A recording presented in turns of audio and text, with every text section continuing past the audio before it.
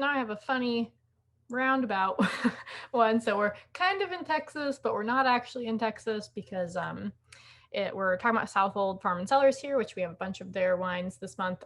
But this one from 2016 actually came from when they were in Long Island. So it's Teroldego, I think is how you say the grape. And that's not a grape you see super often, and it's a really interesting one. So with that, let's just kind of dive into what we're seeing here. So 2016 already has a decent amount of age on it when you think about it. So you can see that it's starting to get, I don't want this to sound bad because like this is just generally what happens. Like it's like becoming more brown, not in a bad way. This wine is not brown. Amber is probably a better, nicer way to say it. But as red wines get older, they get lighter. And most of the time they also become more tawny. It's like the fancy word you might use for it, but it's just all just a way to say it's kind of brown, or becoming more brown. And that's not a bad thing. That can be really nice. So that's like the main color aspect that I'm seeing. There's also rim variation, which just means that it's lighter on the outside than the inside. Another way you can normally see if there's some age on it. And then on the nose, so this grape is interesting. I'll give some context before we jump into this part because it's like a very light grape, but it also has like some, well, actually, never mind. Let's just keep going into this. So the fruit is there. Well, I also haven't gone down here yet, but the fruit is there, but especially because it has at this point 6, is that 6? Yeah. No, it's at 5 years age on it. It's not leading with the fruit. Like it's leading with what I would say is maybe like baking spices, even a bit of like maybe tobacco here. But it's not super pungent or anything. It's not aggressive or like when I normally think of like tobacco-y, thinking like Syrahs and like really intense. That's not what's happening here. And then on the fruit, like, so there is fruit here, especially if you go down at the bottom, but it's almost like, it's like plums that have been candied, not candied, that's not right. Like dried plums maybe, and dried cherries. So yeah, maybe also like dry florals. I mean, Long Island can get a bad rep for wine. So like in that regard, and honestly, I haven't had that many from there. So I cannot confirm or deny what my opinion is of Long Island wine, other than I've had this one and I think it is lovely. So yeah, anyways, let's try it.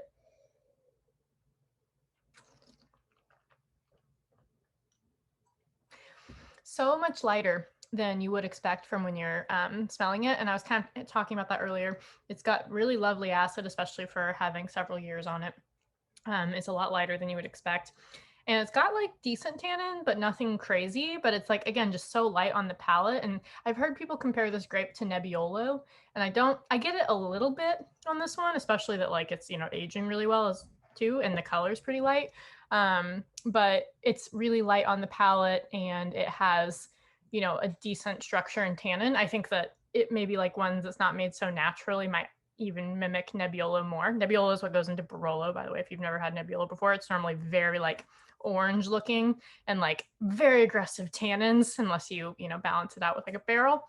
And it's just really popular Northern Italian grape. So if I was to put it next to something, I'd say like kind of like that, but not really. And overall, like I put this one in the fridge for about 20-ish minutes, and I would say that was probably just the right amount of time. And it's really an interesting wine because it's like an aged, chillable red, which is not something I normally put together. So I love that about it. It's so unique. It's not something that I've had, definitely not out of Long Island.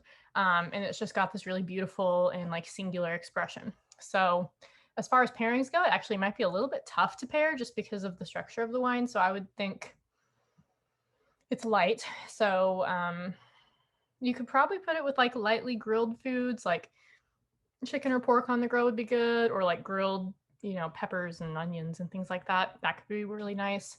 Also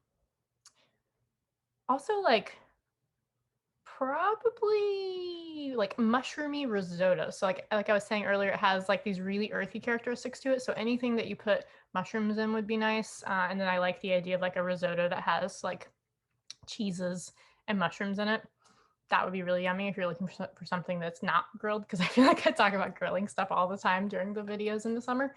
So I think those are two really good thoughts. Again, that's also, your vegetarian versus non-vegetarian. But yeah, it's It's not gonna go great with everything. It is very special and nice, and different. Like, I can't think of any other wine that this wine is like, but it is yummy.